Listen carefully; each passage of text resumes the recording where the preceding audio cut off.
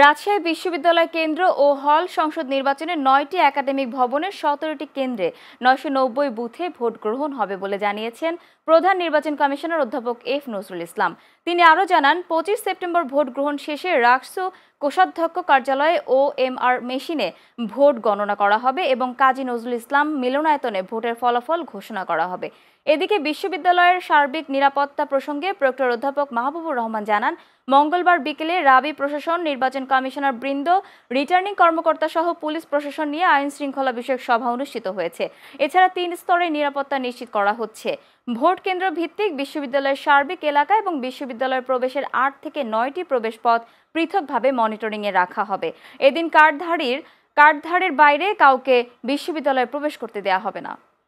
অনেকদিন পর আমাদের রাষ্ট্র নির্বাচন হচ্ছে, যেহেতু এটা নিয়ে আমাদের অনেক আনন্দময় একটা পরিবেশ হচ্ছে, ভালো লাগছে দেখতে। তারপরে প্রধান অবশ্য প্রত্যাশা যখন বলছেন থাকবে যে ইশতেহারগুলো তারা এখন দিচ্ছে সেগুলো যেন সুষ্ঠুভাবে পরে পালন করে।